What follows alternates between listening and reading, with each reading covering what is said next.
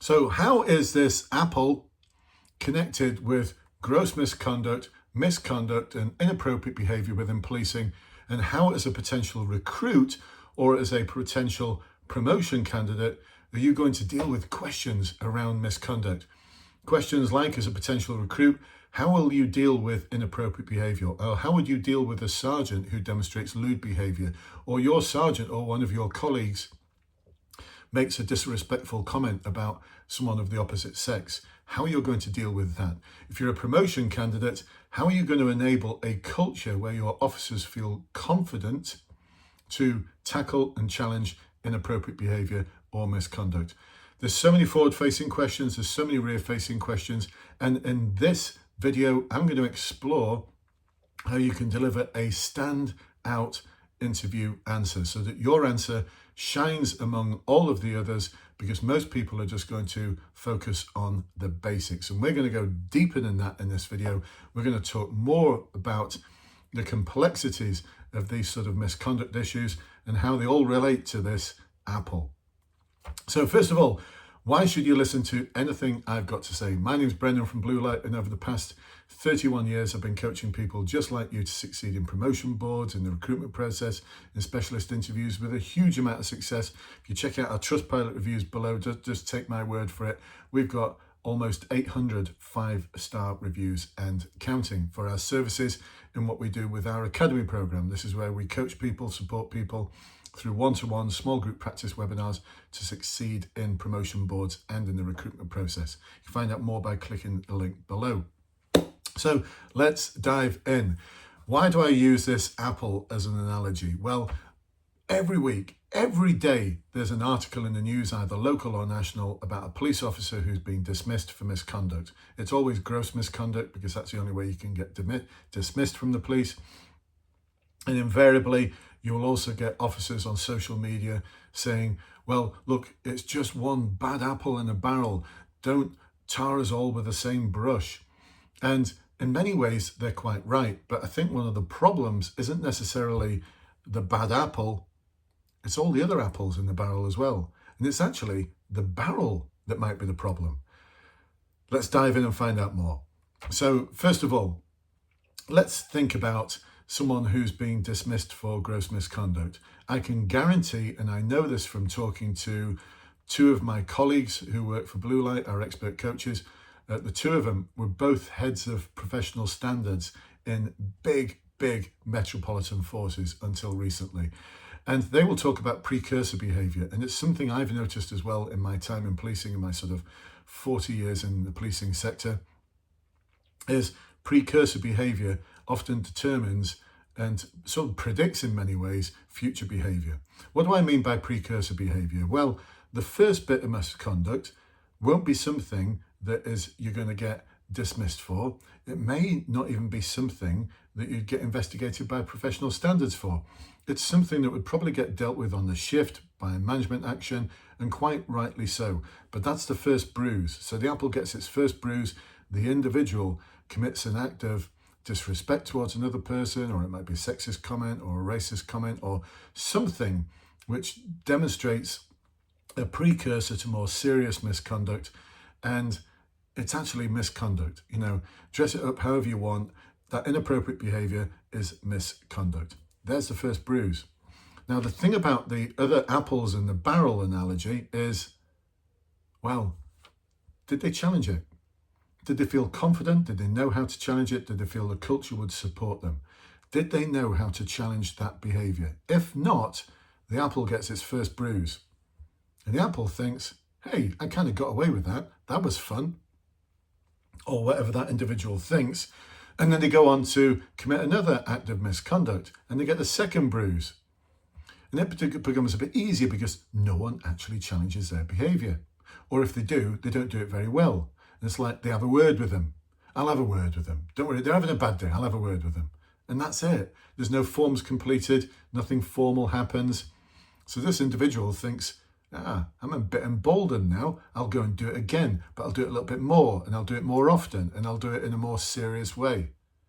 And still, no one challenges the behaviour. And it's not just the good apples in the barrel that are the problem. the barrel itself might be the problem. If we think about the barrel as being the culture of this particular police service, this constabulary, the culture is set, the tone is set by the senior officers. What are the senior officers doing to set the tone, other than just being spokespeople after the fact, as a press release or putting something out on force orders? What are they doing to promote good behaviour?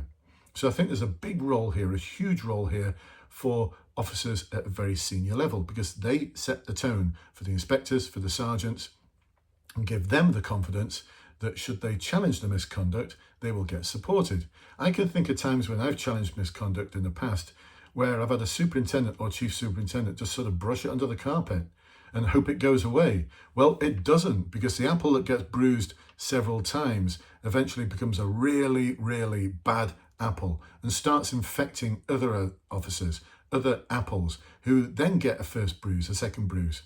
And you see how suddenly the barrel can be full, or not full, but have plenty more bad apples in it, and they're all getting infected by other apples. We only need to look at things like WhatsApp groups.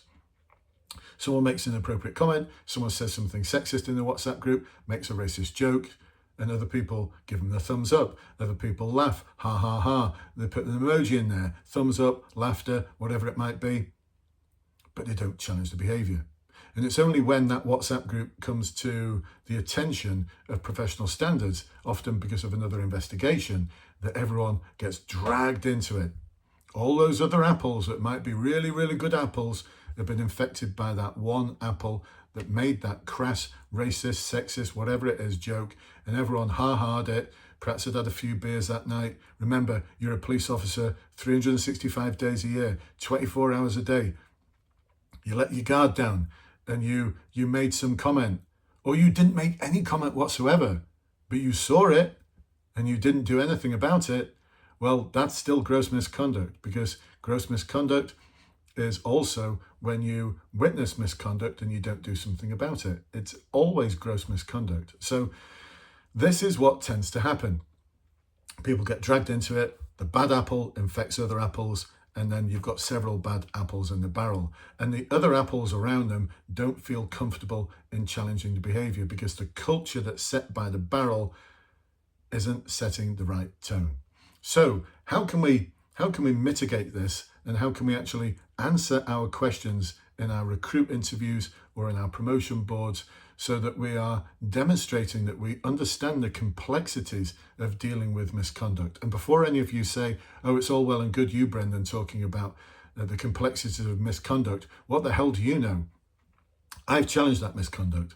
One of my officers got sent to prison for a year, and rightly so, but I know how difficult it is because I've been there. I've got those battle scars of challenging misconduct in the 1980s and the early 1990s, where Life on Mars looked like a Janet and John book. Okay, you've got to be a certain age to know what Janet and John books are like, but Life on Mars and programs like that and films like that, they're like a walk in a fairyland park full of unicorns and fluffy bunnies. The real world was something very, very different, with a lot of corruption that existed. And I'm sorry, but anyone who talks about the good old days, they weren't that good. They seriously weren't that good. There was a lot of corruption going on in policing, and I stood up to it. So I know what it's like before anyone starts pointing that finger at me. All right, let's dive in. First of all, do you know how to challenge the misconduct? So the Code of Ethics tells you that you need to challenge it, you need to question it, you need to report it. And remember, the Code of Ethics is the law of this land, but it doesn't actually tell you how to challenge it. Now, this is something that you'd need to explain in your interview answer if you're a recruit candidate. If you're asked a question about how in the future would you deal with this scenario, and they give you a misconduct scenario, they don't want to just hear that you're going to challenge it, question and report it. They want to hear how you're going to do that. So that's really important, the first thing.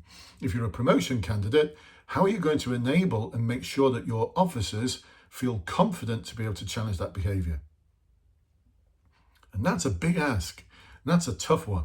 Think about it. If you're a temporary inspector or a temporary sergeant at the moment, what are you doing to enable your officers to feel confident to be able to challenge the behaviour that leads to the bad apple getting more and more bruises and then infecting other apples, and before you know it, you've got a whole rotten barrel? And before I continue, I can think of one or two forces that only over the past decade have built up a terrible reputation as being a rotten barrel full of rotten apples.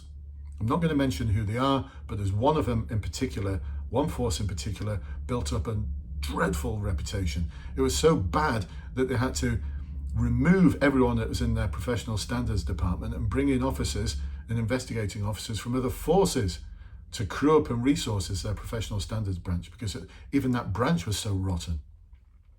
So if you're thinking it was only in the 80s and 90s, no, this is less than a decade ago. So look, your police officers, if you're a promotion candidate, have got to feel comfortable, confident in being able to challenge it, and it's your job to direct them how. Because at training school, all they've been told is that they need to challenge the behaviour of the bad apple.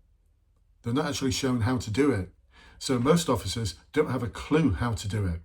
All right, second point, know when. Do your officers actually know when to challenge that behaviour? If you're a potential recruit, do you know when to challenge that behaviour? Is it there and then if it's in front of members of the public? Do you do it in front of members of the public? Because then it gives them confidence that that misconduct they witnessed is actually being dealt with. Or back in the patrol car on the way back to the police station. Or when you get back to the police station. Or the next day once you've spoken to someone who you know and trust, because your mind is absolutely in turmoil, not knowing what to do. When's the best time? I can't give you that answer now, but you've got to be able to give that answer in your interview answer. Next, culture. This is something that's especially appropriate for promotion candidates. What are you doing to set the culture? This is more than just saying in your answer, I would make sure that I set the standards and make sure everyone knows what my expectations are. No, what are you doing to actually live it? What are you doing to live and breathe these standards? And what are you doing to promote these standards that need to be upheld? Because can I share with you, when we get to this bit here, the fallout, this is tough. This is the tough stuff. This is where it's not just about challenging someone's behaviour and everything in the garden's rosy and it's full of fluffy bunnies and pink and fluffy unicorns and baby giggles all around. No, the world isn't like that. I know that because I've been there. It's hard. It's really hard. Even the officer who got sent to prison, and it was right that they got sent to prison because they purged themselves, they told lies in court, and they knew they were telling lies in court, and they got sent to prison for it. Even then, there were officers on my shift who thought we were being too harsh because this individual had a wife and kids. This is someone who committed a crime, who went against their oath of office, and still on the team, there's officers who have thought we were being harsh, unfair, and they disrespected us as the management team, as the inspectors and sergeants, for what we did. I mean, seriously, this is hard. This is what you get paid for when you get those stripes and when you get those pips on your shoulders. It's not about sailing the seas on a day where everything's calm. I want to hear on your board about how you're going to manage things when there's a storm, when things are going horribly, difficultly wrong. And so how you're going to manage that fallout is something I'd also talk about on your promotion board. I wouldn't necessarily talk about that as a recruit candidate, other than to say that post-challenge, it might be quite difficult working with the person who you've challenged. It might be quite difficult working with other people who side with them. And of course, this is something that you'd want to learn how to do and how to deal with once you're a police officer, because I wouldn't expect you as a potential recruit to know how to manage that fallout. As a potential sergeant or inspector, I'd absolutely expect it, especially at the interview board, because at this interview board, at your promotion board, you've got a superintendent, a chief superintendent sat there thinking, have I got confidence that this individual will not only enable their officers to challenge the behaviour which needs challenging, but have I got the confidence that they can manage the fallout? And that's the important part. So there you go, folks. Just some of the things for you to consider for the promotion board that you might have, or the recruit interview that you've got coming up. I'm not saying I've got all the answers, but I've got good people around me who have. They're like I said, we've got two of our expert coaches who are the heads of professional standards for two really big metropolitan forces. And so this is one of the things that we look at in our promotion webinars. something we look at in our Recruit webinars as well as part of our Academy program. And if you'd like to find out more about joining our Academy, check the links below. If you'd like to find out just how to join our Facebook group, over 26,000 people working towards a recruitment process, working towards outstanding careers in the police, then check the links below. It's completely free, and I'll see you on the other side. I hope this has been useful for you. If you've got any comments at all, please do let me know. Any challenges, any disagreements, anything, I'll always do my best to reply. I'll see you on the other side.